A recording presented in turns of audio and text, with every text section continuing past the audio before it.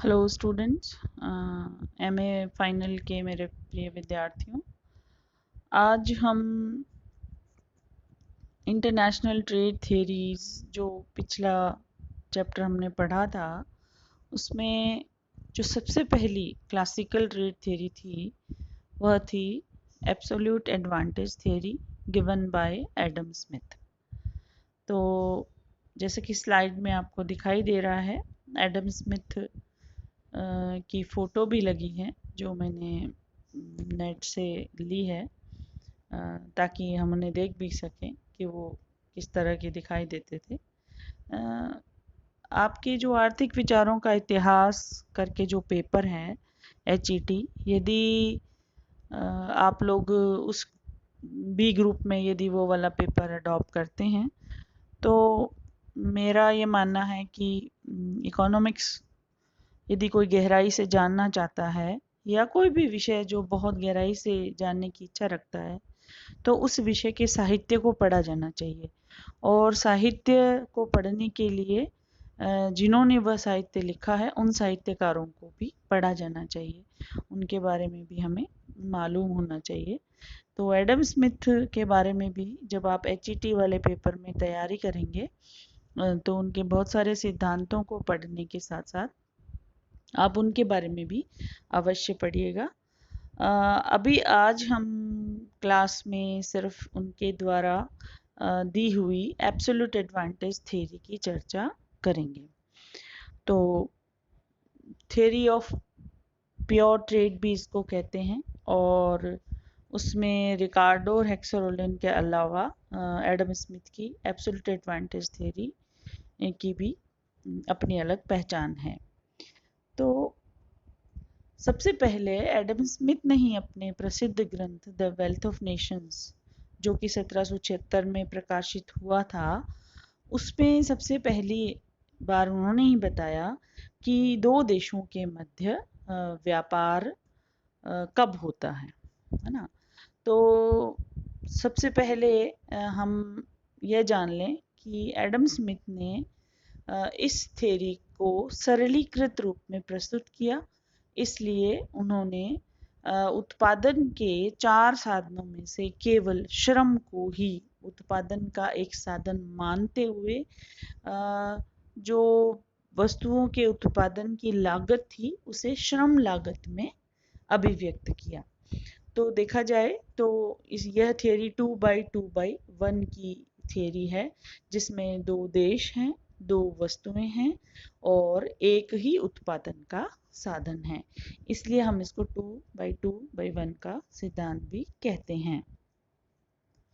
Smith ने इसके अलावा यह भी तर्क दिया कि इस तरीके से जब दो देश व्यापार में संलग्न होंगे, जबकि दो ही वस्तुएं माना वो प्रोड्यूस कर सकते हैं और दोनों में से कोई एक देश किसी एक वस्तु में और दूसरा देश किसी दूसरी वस्तु में ज़्यादा प्रवीण है या ज़्यादा कुशल है, तो वो बेहतर होगा उनके लिए कि देश एक वही वस्तु बनाए जिसमें वो ज़्यादा प्रवीण है, यानी कि उसका श्रम जो है वो उसमें ज़्यादा माहिर है, और दूसरा देश वह दूसरी वस्तु बनाए जिसमें उसका श्रम ज़्यादा माहिर है, यानी कि एफिशिएंट है।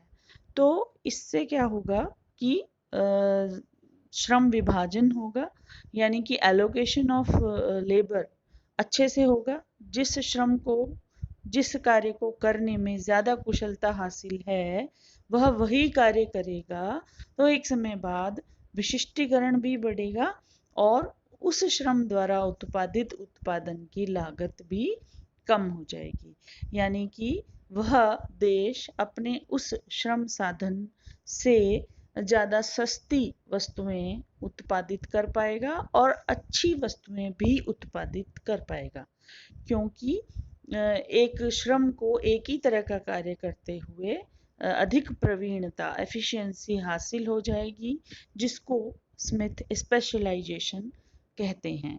तो श्रम का विशिष्टीकरण श्रम के विभाजन से संभव होगा और इस तरीके से दो देशों में व्यापार पॉसिबल होगा, क्योंकि दोनों को स्पष्टतया निरपेक्ष लाभ हासिल है अलग अलग वस्तुओं के उत्पादन करने के दौरान। तो इस प्रकार स्मिथ ने वणिकवादियों के खिलाफ बोलते हुए यह भी कहा कि अंतर्राष्ट्रीय व्यापार जिस तरह का वणिकवादी चाहते हैं उस तरह का व्यापार नहीं होना चाहिए, क्योंकि यदि उस तरह का व्यापार संभव भी है, हो भी रहा है, तो दीर्घकालीन परिणाम हितकारी वो नहीं होंगे। कुछ देश बहुत धनी बन जाएंगे और दूसरे देश काफ़ी निर्धन हो जाएंगे। तो इस तरीके से ओवरऑल उसका वैश्विक जो प्रभाव है वो उचित नहीं पड़ेगा। तो इस तरीके से स्मिथ ने कहा कि राष्ट्रों का धन जो है वो उनके सोने के भंडार या बहुमूल्य धातुओं के भंडार से लगाने की बजाय उनके नागरिकों के लिए उपलब्ध वस्तुओं और सेवाओं पर निर्भर करता है, जिससे कि उनका जीवन स्तर प्रभावित होता है। यदि कोई राष्ट्र अपने नागरिकों का जीवन स्तर ऊपर उठाने या सुधारने में पॉसिबल प्रयास करता है और व्यापार के द्वारा यदि उसकी स्थिति अच्छी होती है, तो फिर वणिकवादियों के हिसाब से जिस तरीके से व्यापार किया जाता है वो उस देश के लिए उचित नहीं होगा। इस तरीके से उन्होंने प्रतिबंधात्मक आयात और सिर्फ निर्यात को प्रोत्साहन दिए जाने वाले अंतर्राष्ट्रीय व्यापार का विरोध किया और खुलेपन, उदारीकृत अंतर्राष्ट्रीय व्यापार का समर्थन किया कि उसे बाजार पे छोड़ दिया जाना चाहिए। मांग और पूर्ति की शक्तियों के हिसाब से दो देशों में यह तय हो जाएगा कि किसे कौन सी वस्तु अधिक बनानी है और निर्यात करनी है और दूसरे देश को कौन सी वस्तु बनानी है और निर्यात करनी है। इस प्रकार से जो स्मिथ ने वणिकवादियों के जो ड्रॉबैक्स बताए, यानी उनकी जो कमियां बताई, वो आपके सामने स्लाइड में 5 तरह की कमियां स्मिथ ने बताई हैं। पहली है मर्केंटलिज्म एक देश को कमज़ोर करता है, यानी यदि वह देश पहले से धनी है तो वह धनी होता जाएगा, लेकिन दूसरा देश यदि उसके पास ज़्यादा संसाधन नहीं है तो धनिक देश उसका शोषण ही करता रहेगा और वह कमज़ोर हो जाएगा। नंबर 2, मुक्त व्यापार पर प्रतिबंध से देश की संपत्ति घट जाती है। अगेन वही रीज़न कि यदि फ्री ट्रेड की व्यवस्था ना हो अंतर्राष्ट्रीय स्तर पर तो कुछ देश ज़्यादा बलवान हो जाते हैं और कुछ देशों को सिर्फ और सिर्फ आयात ही करना पड़ता है, क्योंकि उनके पास ज़्यादा संसाधन नहीं होते हैं निर्यात के लिए, तो वो उनकी संपत्ति घटती जाती है। अन्य कारक जैसे प्राकृतिक संसाधन है, जनशक्ति यानी कि लेबर फोर्स है, उसका कौशल स्तर यानी कुशलता का लेवल जो है, उसकी पूंजी आदि जो है, वो ये जो मर्केंटलिज्म है वो उसके प्रोटेक्शन के लिए कुछ ज़्यादा नहीं कहते। यदि कोई गरीब देश है तो फिर ये जितने भी मापदंड हैं उनके प्रोटेक्शन की बात मर्केंटलिज्म नहीं करते हैं। नेक्स्ट है निर्यात को बढ़ावा देने वाली। वणिकवादियों ने क्या कहा, निर्यात करो, आयातों पे प्रतिबंध लगा दो, क्योंकि आयात अधिक करने से भुगतान बाहर जाएंगे और निर्यात अधिक करने से भुगतान हमें प्राप्त होंगे। तो हमें तो बहुमूल्य धातुएं प्राप्त करनी है, हमारी बहुमूल्य धातुएं बाहर नहीं जानी चाहिए। यह कहलाता है प्रतिबंधात्मक नीतियां और निर्यात को बढ़ावा देने वाली व्यापार नीतियां। तो इससे क्या हुआ कि एक अच्छी व्यापार प्रणाली की स्थापना नहीं हो पाती है और औपनिवेशिक शोषण यह भी एक वजह बनता है। वणिकवादियों के हिसाब से जो व्यापार नीति थी संरक्षणात्मक या प्रतिबंधात्मक व्यापार नीति, और इतिहास गवाह है कि ब्रिटेन और यूरोप के अन्य देशों ने, फ्रांस, जर्मनी आदि ने, पुर्तगाल आदि ने किस तरीके से औपनिवेशिक साम्राज्य भी स्थापित किए केवल और केवल इस तरह की व्यापार नीति के चलते।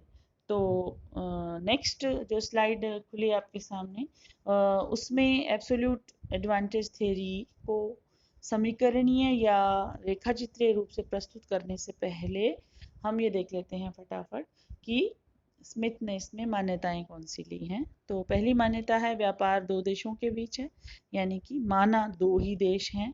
यदि हम ये मान लें कि दो ही देश हैं, एक्स ए और बी मान लेते हैं, चले ए देश और बी देश।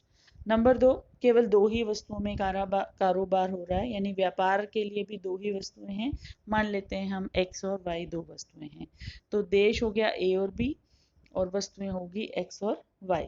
देशों के बीच मुक्त व्यापार मौजूद है, यानी कोई प्रतिबंध नहीं है, किसी तरह की सरकारी नीतियों का कोई दखल अंदाजी नहीं है, फ्री ट्रेड है। और नंबर चार, उत्पादन की लागत का एकमात्र तत्व श्रम है, यानी कि दोनों देशों में उत्पादन का माना एकमात्र साधन श्रम है। अन्य साधन मदद करते हैं, पूंजी भी, भूमि भी आदि सब मौजूद तो हैं, लेकिन चूंकि श्रम मेन साधन है, इसलिए उत्पादन की लागत जो है वो श्रम लागत के रूप में अभिव्यक्त की जाती है। इस तरीके से यह 2/2/1 का सिद्धांत है। नेक्स्ट स्लाइड जो आपके सामने खुली है वो है absolute advantage theory, conclusions of the theory, यानी हम सार देख लेते हैं थोड़ा सा। परीक्षा की दृष्टि से स्मिथ का सिद्धांत बहुत ज़्यादा इतना महत्वपूर्ण नहीं है जितना कि आगे रिकार्डो, एक्सरूलिन आदि का सिद्धांत है, लेकिन चूंकि स्मिथ का सिद्धांत बाकी सारे सिद्धांतों का आधार है, इसलिए हमें शुरुआत यहीं से करनी है और इसके बारे में हमें पूर्ण जानकारी होनी चाहिए। तो एडम स्मिथ ने तर्क दिया कि किसी उत्पाद के उत्पादन में किसी देश को पूर्ण लाभ यानी कि एब्सोल्यूट एडवांटेज होता है जब वह किसी अन्य देश की तुलना में अधिक कुशल होता है। अब हम ये मान ही चुके हैं कि देश ए और बी है, वस्तुएं एक्स और वाई है और श्रम एक साधन है, तो हम इसको एग्जाम्पल से समझ लेते हैं कि माना देश ए एक्स वस्तु को उत्पादित करने में कम लागत उठाता है या उसको कम लागत आती है, तो वो उसे उत्पादित करने में ज़्यादा सक्षम है, ज़्यादा कुशल है। जबकि देश बी जो है वो वाई वस्तु के उत्पादन करने में ज़्यादा कुशल है, तो वह वाई वस्तु के उत्पादन में एक्स वस्तु के उत्पादन की तुलना में ज़्यादा कुशल बनेगा और देश ए की तुलना में भी वाई वस्तु के उत्पादन में ज़्यादा कुशल बनेगा। तो इस तरीके से उसे पूर्ण लाभ किसको कैसे प्राप्त होगा, देश ए को एक्स बनाने में और देश बी को वाई बनाने में पूर्ण लाभ हासिल होगा। नंबर 2 पॉइंट है कंट्रीज, यानी देशों को उन वस्तुओं के उत्पादन में विशेषज्ञ होना चाहिए, स्पेशलाइजेशन उनको प्राप्त होनी चाहिए, जिनके लिए उन्हें उस वस्तु के उत्पादन में पूर्ण लाभ हासिल हो और अन्य देशों द्वारा उत्पादित वस्तुओं के लिए वे इन वस्तुओं का व्यापार करें। यानी कि कोई दूसरा देश, माना बी देश वाई वस्तु बना रहा है, तो देश ए जो है वो एक्स बनाए, ज़्यादा बनाए, खुद भी इस्तेमाल करे और देश बी से वाई वस्तु के बदले में विनिमय कर ले, यानी कि आयात निर्यात कर ले। नेक्स्ट पॉइंट है अर्थशास्त्र में निरपेक्ष लाभ का सिद्धांत एक पार्टी, ब्रैकेट में पार्टी से मतलब क्या, एक व्यक्ति, एक फर्म या एक देश की क्षमता को प्रतिबिंबित करता है या उसी के संदर्भ में यह दिया हुआ है। तो नेक्स्ट स्लाइड आपके सामने खुली है absolute advantage theory, simple terms, कुछ सरलीकृत करके भी हम इसको समझ सकते हैं कि नंबर 1 पॉइंट है सिद्धांत श्रम विभाजन के सिद्धांत पर आधारित है, श्रम विभाजन मैं आपको बता चुकी हूँ। नंबर 2, देशों के बीच मुक्त व्यापार से देश की संपत्ति बढ़ती है। वाणिज्यवादियों के लिए स्मिथ ने कहा था कि कुछ देश बहुत ही कमजोर हो जाते हैं संरक्षणात्मक व्यापार नीति के चलते, धनिक देश और धनिक हो जाते हैं, तो मुक्त व्यापार व्यवस्था जो है वो इस चीज से देशों को उबारती है और हर देश को अपनी संपत्ति बढ़ाने का मौका देती है। मुक्त व्यापार एक देश को कुछ वस्तुओं और सेवाओं के उत्पादन में विशेषज्ञता हासिल करवाता है और दूसरों को यानी दूसरे देश की बनाई वस्तु को आयात करके अपनी वाली वस्तु को उसके बदले निर्यात करके लाभ कमाने में वो सक्षम बनाता है। नंबर 4, प्रत्येक देश को अन्य देशों की तुलना में कम लागत पर उन उत्पादों के उत्पादन में विशेषज्ञता प्राप्त करनी चाहिए और इन उत्पादों को अन्य लोगों द्वारा सस्ते में उत्पादित उत्पादों के साथ विनिमय करना चाहिए। It is just repetition of the point third. तो कुछ बातें मिली जुली सी हैं क्योंकि सिद्धांत बहुत ही सरल है, इसमें जटिलता या डिफ़िकल्टी वाली कोई बात नहीं है। नंबर 5 है, जब एक देश कम लागत पर एक प्रोडक्ट का प्रोडक्शन करता है तो दूसरा देश किसी अन्य उत्पाद का प्रोडक्शन जो है वो कम लागत पर करता है, फिर दोनों आपस में मिलकर व्यापार स्थापित करते हैं और उनका विनिमय कर लेते हैं और दोनों निरपेक्ष लाभ व्यापार से उठा सकते हैं। नेक्स्ट स्लाइड आपको सिर्फ ये बताने के लिए एक चित्र है, गेन्स ऑफ ट्रेड, किस तरीके से जब दो देश हाथ मिला लेते हैं तो दोनों को ही फ़ायदा होता है। और इसका हम आगे वाली स्लाइड्स में क्या न्यूमेरिकल एक सवाल, न्यूमेरिकली थोड़ा सा जल्दी समझ आ जाता है, अच्छी तरह समझ आ जाता है और उसका डायग्रामेटिकल रिप्रेजेंटेशन भी देखेंगे। तो जैसे कि एक टेबल आपके सामने खुल गई है, सवाल है दो देश हैं, क्योंकि हमने मान ही लिया दो देश हैं, दो वस्तुएं और दो ही वस्तुएं सामने। तो जो पहली चीज़ दे रखी है, resources required to produce 1 ton of cocoa and rice. Cocoa और राइस दो वस्तुएं हैं और दो देश हैं, घाना और साउथ कोरिया। तो घाना जो है, अब हमने पहले देखा कि श्रम लागत में उत्पादन की लागत स्पष्ट की जाएगी। तो यहाँ ये 10, 20 और 40, 10 का मतलब यह है कि 10, मान लीजिए श्रम दिवस ले लेते हैं, श्रम लागत को हम दिवसों में या घंटों में भी व्यक्त कर सकते हैं। यदि हम श्रम दिवस ले लेते हैं तो हम ये ले लेते हैं कि भाई घाना में 10 श्रम दिवस यानी कि डेज मिलकर 1 टन कोकोआ उत्पादित कर सकते हैं, जबकि 20 श्रम दिवस 1 टन राइस उत्पादित कर सकते हैं। तो 10 श्रम दिवस 1 टन कोकोआ और 20 श्रम दिवस राइस। इट मीन्स वह देश यानी घाना देश किस वस्तु को ज़्यादा एफिशिएंटली उत्पादित कर सकता है, केवल मात्र 10 श्रम दिवसों में 1 टन कोकोआ बना लेता है। तो वो कोकोआ बनाने में ज़्यादा निपुण है। इसी तरीके से साउथ कोरिया के लिए दे रखा है 40 श्रम दिवसों में 1 टन कोकोआ बना सकता है साउथ कोरिया, जबकि राइस जो है वो 1 टन राइस 10 श्रम दिवसों में ही बना लेता है। तो एब्सोल्युटली उसको राइस बनाने में ज़्यादा दक्षता या निपुणता हासिल है। तो इस तरीके से दोनों एब्सोल्युटली, घाना कोकोआ में ज़्यादा कुशल है बनाने में और साउथ कोरिया राइस बनाने में ज़्यादा कुशल है।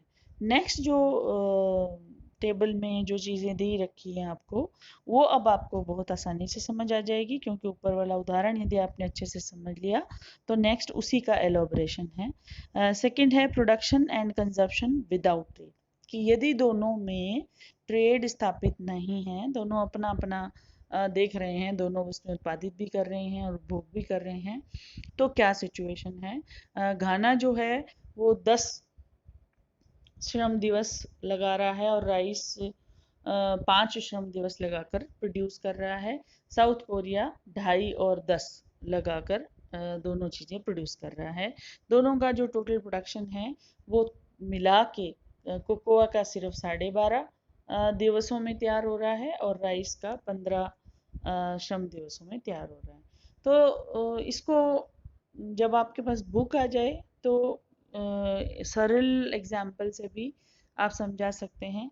ये नीचे वाला जो भी एलोबरेशन ऑफ द एग्जाम्पल है वो देने की आवश्यकता नहीं है, इसे हम किसी और रूप में भी दे सकते हैं, क्योंकि ये समझने में थोड़ा जटिल यदि हो जाता है किसी के लिए तो आप इस चीज़ को छोड़ सकते हैं। सिर्फ पहले वाला जो आपका रो है जिसमें घाना और साउथ कोरिया के कोकोआ और राइस के श्रम दिवस लागत में 1 टन उत्पादन की जो स्थिति बताई गई है, आप उस एग्जाम्पल को उतना ही ले सकते हैं। ठीक है, तो आप इसे समझ लीजिएगा, कुछ समझ नहीं आए तो आप बाद में व्हाट्सएप ग्रुप पे पूछ लीजिएगा। मैं इसे आगे बढ़ाती हूँ। डायग्रामेटिकली आपको दिखाई दे रहा होगा दो रेखाएं हैं, एक्स एक्स पे राइस लिया है, वाई एक्स पे कोकोआ लिया है, और के जो है के डैश वो कोरिया की प्रोडक्शन पॉसिबिलिटी कर रहे हैं पीपीसी, और जी डैश जो है वो घाना का पीपीसी है।